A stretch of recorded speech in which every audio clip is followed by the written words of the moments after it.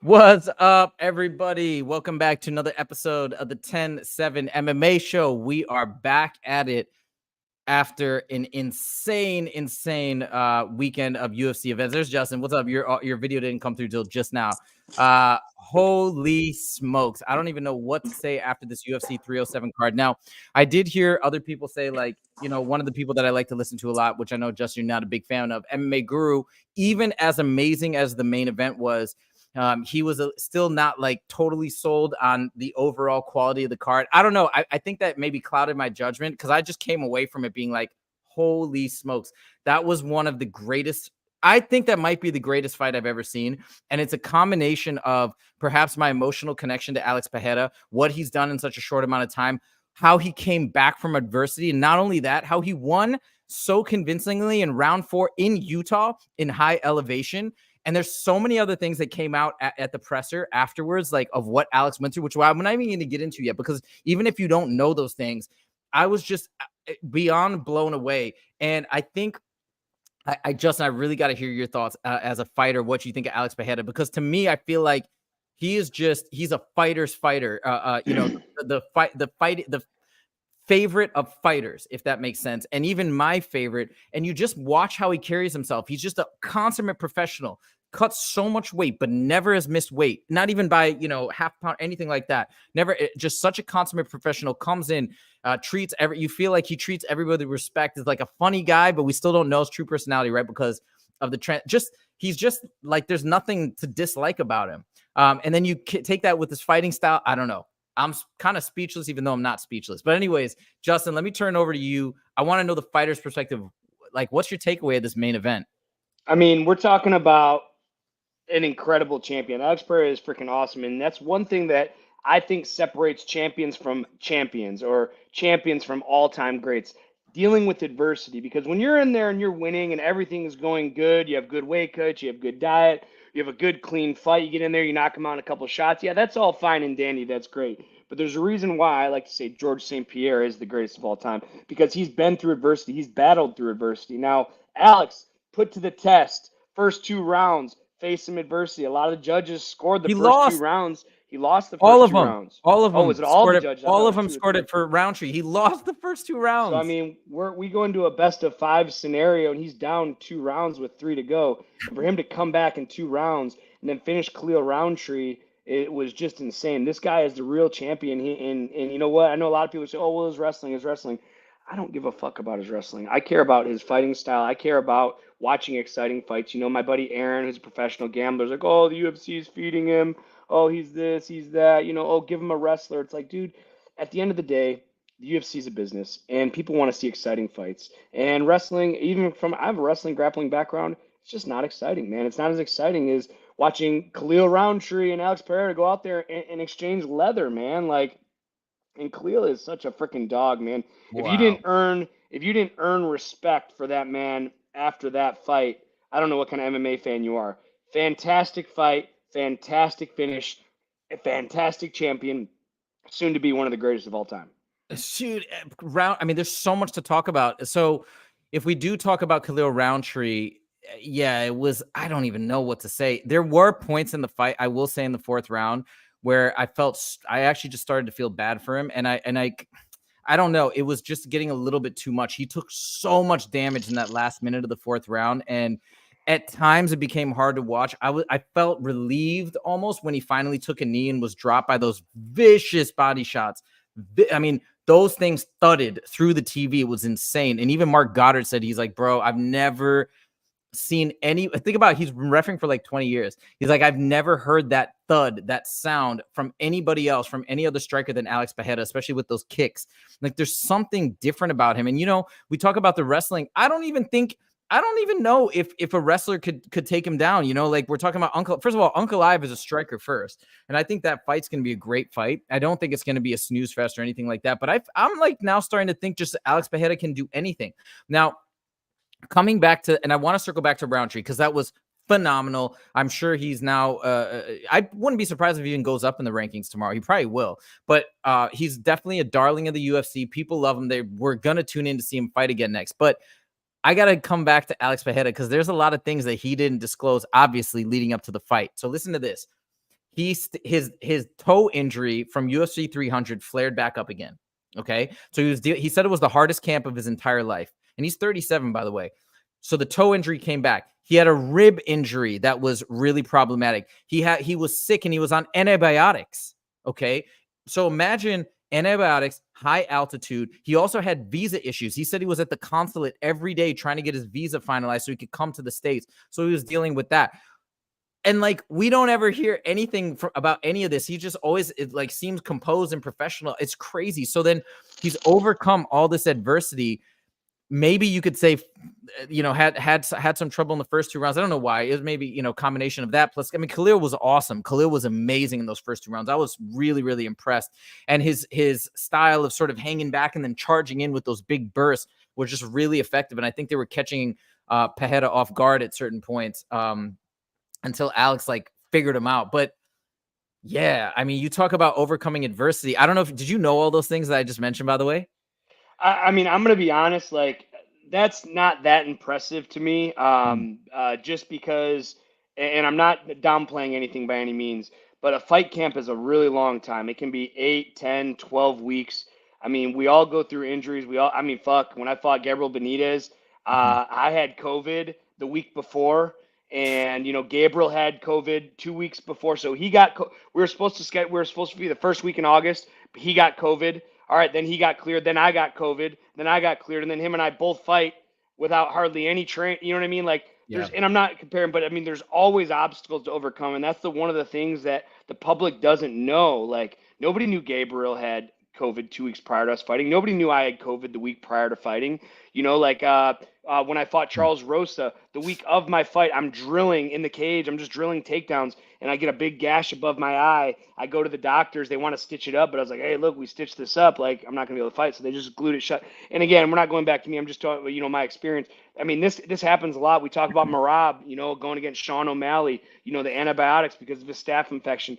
Fighters, no matter what rank you are, whether you're a champion, whether you're, a prelim fighter, and that's the thing about fighting. It's a constant battle, not only in the cage, but on the scale, in training. You're fighting every day in the gym. You're fighting with your weight every day. There's so many intricate pieces that are going together to get you to fight night. And how you piece that puzzle together to the best of your ability is, a lot of your outcome relies on it. But for him to go through all that and persevere through everything on the outside of the cage, then lose the first round, then lose the second round, essentially get almost finished, and then come back. This guy is a true fighter's fighter. He's a man's man.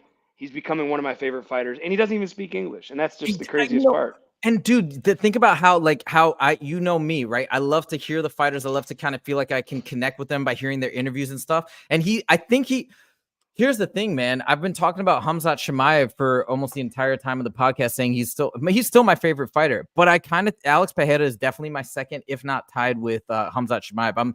I'm such a big fan, and I felt that for the first time, really, when I saw Khalil Rountree hurting him, and when I thought there was a chance that, and I wouldn't say he was almost knocked out. I think that's a bit of a stretch. He was one time when he got dropped by that right counter, he got caught with the wrist, and it was more of a stumble than a knockdown, in my opinion. I watched it back a couple times, but anyways, I just when he was getting hurt, I was like, I felt emotion. It wasn't a lot of times where I watch fighters fight, I'm like, well, the better man won, and I think it's a cool outcome no matter what. I really wanted Alex to win, and I was getting bummed out. And then when he came back so strong in the third round, it was just incredible. And then I don't know if you heard this. So I rewatched the fights, and I really paid a lot of attention because I was just enthralled the entire time. But you hear in the last 10 seconds of round 3, it was like a movie, dude. You hear Glover Teixeira in the corner being like, Alex, finish him, finish it, like Mortal Kombat. And then Alex picked up, he listened, and you could see him pick up the pace. He starts throwing high knees and really landed some damaging blows at the end of the third round. And then he came in round 4 like the Terminator, just completely laser focused on getting that finish, and was, I mean, dude, that must have been terrifying. But Khalil didn't show it. Khalil didn't show any fear. I could not believe. Okay, let's talk about this. When you saw Khalil in those last 2 minutes, just out of his mind, basically almost out on his feet, but continuing to throw, continuing to cover up, not willing to go down until he had those devastating body shots. Then he finally kind of was like, all right, I can't do this anymore. I mean, Is that like, how often do you see somebody with that much heart? Is that like a 1% thing, a 0.5% thing, or is that actually a lot more common than we think? Uh, it's person to person. It's person to person. Cleo is a savage, but if you're, you have like when you're in the UFC, regardless, again, being in the UFC, you're going to be put in those situations and you got to figure out a way to get through. And if you can't get through those situations, you can't get through those, those persevering rounds or those damaging rounds, we know what we signed up for. We signed up essentially to take damage and test our will and test our ability of how much damage we can take. And Khalil, man, like a punching bag in that fourth round. And dude, it's, I know you said it was hard to watch. You know, honestly, that kind of stuff makes me a bigger fan. I like, and I don't know how to word this. Hey, quiet. I don't know how to word this exactly correctly, but it's not that I like to see that, but I like to see that. I want to see these guys. I want to see where their will is because everybody has a will. You have will. I have will. And how much can you take before your will is broken? And I love that's like Justin Gaethje, Max Holloway in the fifth round middle, like, all right, they both have will after 25 minutes of this knockdown drag out fight. We're testing will. And Alex tested, Khalil's will and probably, hey, quiet down now.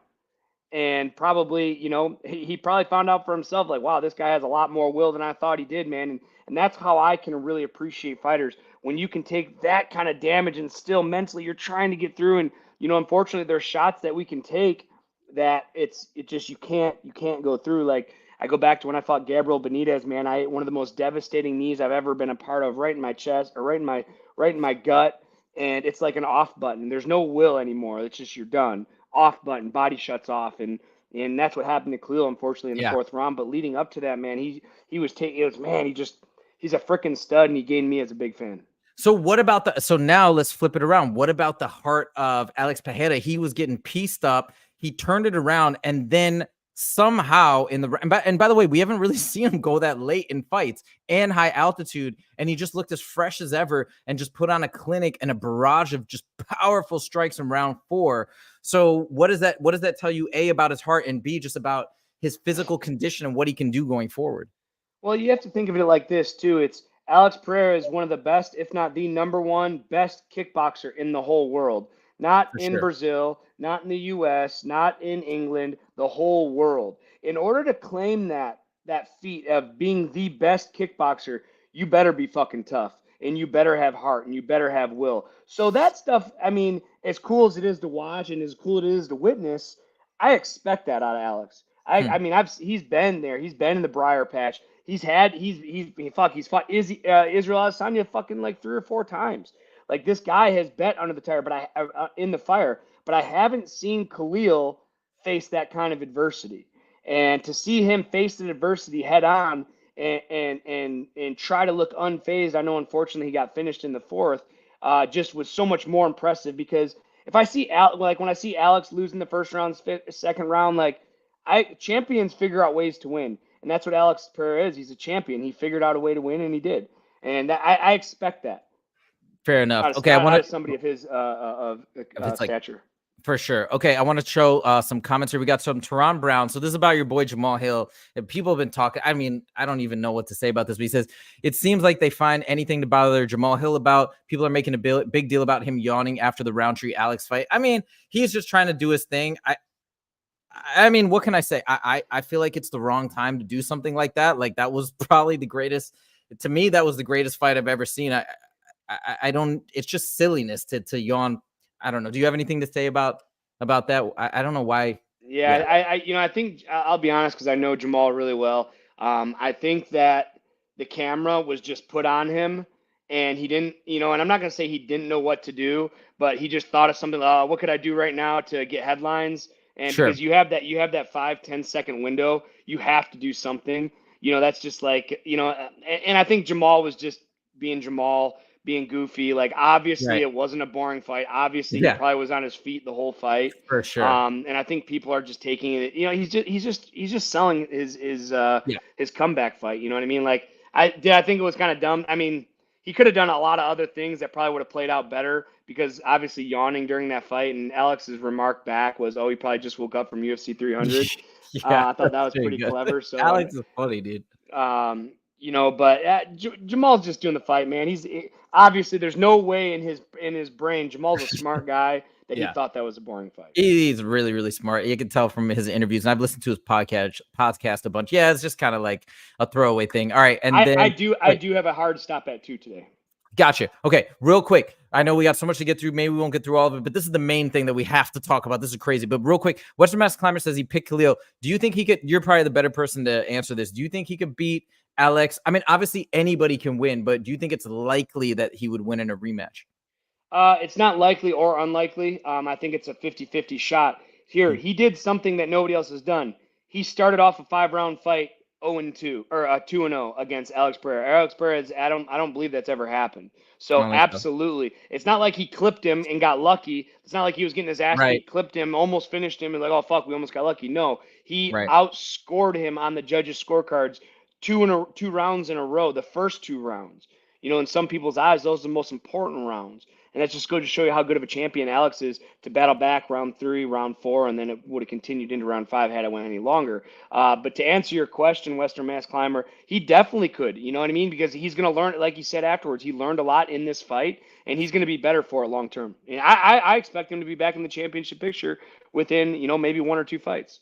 Wow. Okay. Well, let's see what happens. I'm definitely tuning into Roundtree's next fight, whenever that is. I know he's definitely got to heal up from some of those injuries on his face. I think Jamal and Roundtree are next. I was just thinking that. I think Jamal and Roundtree are next, and the winner is going to be shot up there into title contention. That's a great fight. Okay, awesome. Love to see that. All right, let's move on. I know we're probably not going to hit everything because we have a bunch of topics today, but Kayla Harrison won. Maybe we can kind of roll this together with Juliana Pena. That's another thing we want to talk about. But Kayla Harrison won. Some people are like criticizing the victory, which she won 30-27. It was a pretty decisive. I mean, I think one judge had 29-28, but it was a pretty decisive victory, pretty one-sided. Massive props to Ketlin Vieira, if I'm pronouncing that right. But I mean, I thought it was great. It was a much more, way more definitive victory than Juliana Pena had over Raquel Pennington. A lot of people think Raquel Pennington won. Most people did, actually. So I thought it was a really great fight, and I'm so excited that Juliana won, and now it's going to be Kayla against Juliana, because I think the build-up is going to be amazing. But what are your thoughts on that victory and what's to come next? I mean, I'm just not on the Kayla hype train. I think she's awesome. I think she's an incredible Olympic medalist. I mean, she's an incredible. Look at her body. She works her ass off. She is an incredible fighter. I'm just not sold on the hype train. When you're a minus 1,200 favorite, meaning you have to bet $1,200 to win $100, and you're still going to decision. I don't know, man. It's when you're that much of a favorite. I mean, you're being set up for success here, and you're not finishing fights, and you're that big and you're that strong, and she's at the bantamweight division. She's huge. She's 150, 160 pounds coming into fight night, and you can't finish a girl that neither of us, well, maybe you, I haven't really have paid any attention to or have even heard of, for that matter. Again, she was ranked number 2, though. I saw that when they were walking out, and I don't know, man. I think she's awesome. I think she's spectacular, but I don't think she compares to a prime Amanda Nunes. Interesting. And maybe we'll find out. I think what they were saying on the post show is like, all right, now we're going to have Juliana Pena fight Kayla Harrison, which is going to be a fun build-up, an interesting fight. I think Kayla is going. Well, Ali Abdelaziz said this, and he obviously represents Kayla, but he's like, yeah, she's going to steamroll Juliana. Okay, I guess we'll see, but I think it's going to be a fun build-up. And then who knows? Amanda Nunes comes back to fight Kayla Harrison, former teammate, potential GOAT versus the new GOAT. I think, to me, how the story is going to play out, I think in either way, even if Juliana wins and calls back Amanda, I think it's going to be a fascinating story. It makes me excited about the women's bantamweight division. So I'm curious to see what happens. I'm just such a big fan of Kayla and just the person that she is. I love her interviews. I love her attitude. I think she's a positive individual, but I think she also knows how to talk like really good smack. And she's just driven and devoted, and like you can tell she's such a hard worker. And I love fighters like that. Kind of like Alex Pereira. You can tell same thing. They just put everything into it. All right, let's move on to Okay, let's jump to topic number 4. I'm really curious to get your thoughts on this. So I will normally be on the side, people say this fight's boring or they boo. And it normally really bothers me when the crowd boos fights or fighters because it's just silliness. It's like, yeah, you might say, like, what would you do in there? Right. They're just trying to win. They're trying to like live essentially and protect themselves. And you can't always think, I need to make this exciting. You're just holding on for dear life, exhausted, struggling. So I'll almost always err on the side of saying, dude, the fighter's got to follow his strategic plan and do what he needs to do, right?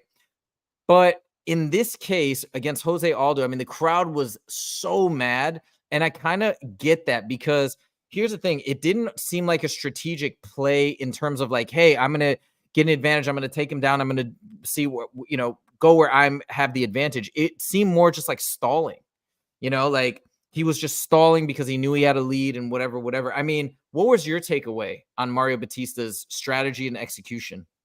Congratulations to Mario. You have earned your way to the main event of a fight night at the Apex.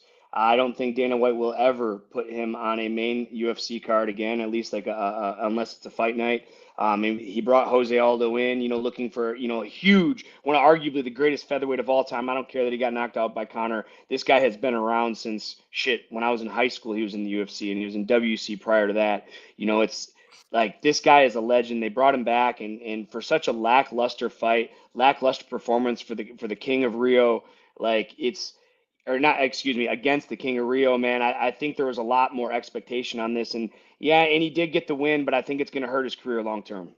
Yeah, it seems to be. It seems to be like that, and I don't know. I didn't hear really. No, Dana White did talk about this. No, I remember this in the presser. This is what he said. He wanted the Referee refs. needs to separate him. Yep, that's what he said. He's like, there's a different, and I totally agree. And that could have actually fixed a lot of the fight. It's like, if it's obvious you're doing this, and this was what Herb Dean, even though he got a lot of flack for it when he was telling Merab to work. But think about it. He was telling Merab to work when Merab was throwing like tons of knees and strikes. And the same thing wasn't really being said to Mario Bautista. So maybe some of that blame has to lie on the refs and just be like, hey, if you're clearly stalling, got to break it up. He did break it up, I think, one time or maybe 2 times. I have to rewatch the fight to remember. But yeah, I guess that could have been more active. But yeah, it's just such a bummer.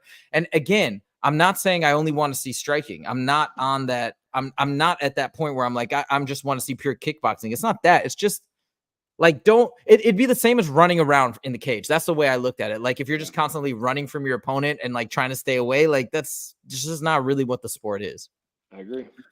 Okay, let's keep it going. We're gonna maybe you're not gonna like this topic, but this was all over the place. I watched almost that whole interview you sent me with MMA Guru breaking down Nina. I just don't like this guy. Like, I know. It's like even this interview is like, oh, she came at me like, oh, let's expose her. It's like, dude, a lot of the stuff that he talks about is so stupid. Like, oh, you think this joke is funny, but this is. It's like, dude, whatever. All right, go ahead. Let's talk about this fucking asshole. I just don't like his look. I just don't. I don't know. There's nothing I like about the guy. He makes ridiculous videos. I do like some of his. I know you say I hate, and I don't mind talking about him. By the way, I don't mind talking about him. I think it's a fine topic. This whole thing like eye for an eye, like, oh, well, she dissed me, so I'm gonna go on a 20-minute rant of why she's such a piece of shit. Like, whatever. She's a girl. I mean, hey, at the end of the day, you know what? I'm going to say it, and it's going to be controversial, and a lot of people are going to say it, but girls can get a lot further than guys doing things that they do, and I'm going to leave it at that. And if Nina did that to get to where she's at, because he talks in the interview, it's like, oh, well, I had to grind for all my subscribers, and then he talks about sex appeal and how she was shot straight to the UFC. Hey, bro, that's the world we live in, man. That's the fucking world we live in. You should see some of these amateur girl fighters are getting thousands and thousands of dollars for sponsorships. Mm-hmm. Motherfucker, I fought in the UFC and I have to grind for a $500 sponsor, $1,000. And these girls that are amateur fighters are getting thousands from businesses, like because they're girls, because they're hot, because people would rather talk to them than talk to an ugly guy like me, and especially Guru, man. Unfortunately, you're fucking ugly and you're fat and like. Nina's hot as fuck. Like, I mean, I understand the jealousy aspect, and I will tell you this about Guru is this guy is a hard worker, and he does Mhm. and he does his research. And I can't take that away from him. He's a workaholic. He sits and he grinds, and I respect him for that. I just don't agree with everything he says. So let me give you, I'm going to give my take, and I know you have a hard stop at 2. So let me kind of give you my If thoughts. we go a couple minutes past, it's okay. Okay. So here's what I have to say.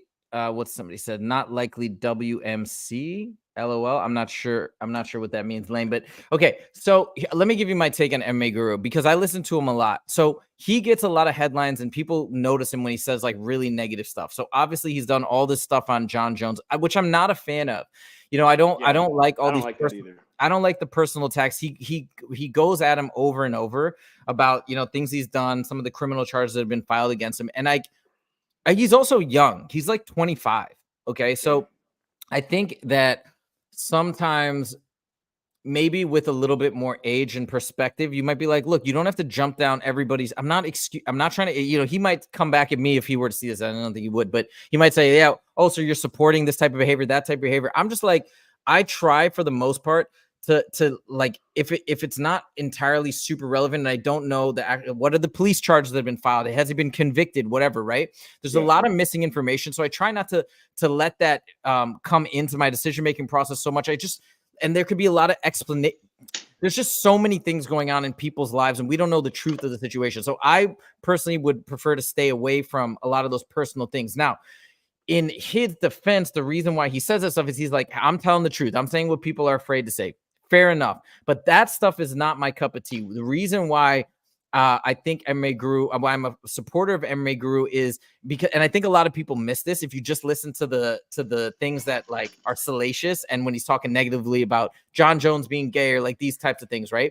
What people miss is the majority of his content is very intelligent, knowledgeable about the fighters. He gives a lot of really good insights in terms of events, the quality of fight cards. His predictions are normally really, really good. So yes, a lot of these things, like when Nina went off on him about his one comment and joke about one of the press members, like I think she was trying to do a noble thing and support somebody, but like she was saying and other people were saying he's so negative, he's just a bad guy, he's vile, like really going at him. And yeah, I get that you might think that way just from seeing these little negative snippets that come out.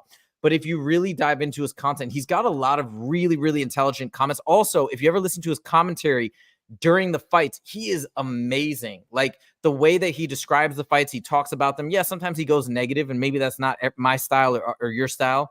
But overall, there's a lot of knowledge and intelligence built in. And what he does in terms of the impressions, in terms of how entertaining he is like he's a very talented person. So I'll just leave it at that. And I even told MMA Guru on his stream, I was commenting and I was like, it was kind of interesting, like to see drama in the game, like people go back and forth. We all tune in, right? For better or for worse. But it did seem like, I don't know, Nina's response video, she seemed like really upset. I think she was, I don't know, almost on the verge of tears. So I hope it just, like, I'm a fan of MMA Guru. I actually like Nina's stuff too. And maybe they just leave it alone and go their separate ways. But I feel like we had to talk about it because everybody was talking about it on Friday and Saturday. So yeah, it was a big deal, man. Like I said, I was intrigued. I was playing poker while I was watching it happen. Like I said, I have a lot of respect for Guru. I don't agree with a lot of things he says, but just because I disagree with him doesn't make me right or him right, or vice versa. Like we can have disagreements, but I guess the videos, the cringe videos, and even this video, like, and I know Amy really well. I actually coached her for a while. For that took the question, and you know what? At the end of the day, like Guru said it in his video. He's like, look, I made a joke. I'm fat. I can talk to another fat, and he referred to her as a fat, which I thought was pretty funny as well. And Amy's so sweet and she's so nice, and she's helped me out a lot through the years of MMA with my appeal. She wrote a great article on MMA Junkie for me. Like Amy is fucking awesome. And dude, it is what it is, man. If fat people are making fun of each other, I just don't get involved. Fair enough. Okay. Well, that's it for our show, guys. I know Justin's got a hard stop at 2. He's come a little past that, but we had to talk about this whole fight and all the stuff that's gone on. A lot of crazy stuff. Last thing, Lane says, can't measure heart. Khalil had it on full display. What a warrior. What a way to end the show. That's absolutely true. But we must say, Alex Pereira, the man, the ultimate, let's just say the biggest star in the UFC right now. I think that's it. I think that's it. He's the biggest star in the UFC right now, and people can't wait to see him fight again. So there it is, guys. What an amazing weekend. Thank you guys for joining. As always, if you did like the show, make sure to click that like button. If you want to see more, you want to join along in our journey as we continue to grow, make sure to click subscribe. We're here every Monday and Friday at the same time, 1:30 p.m. PST. Approaching 400, guys. Come on, let's get to 400. 400 gets to 5. Let's go, baby. Come on. Let's go. And as Lane says, thank you guys so much for joining. We'll see you next time. Shama. See you guys.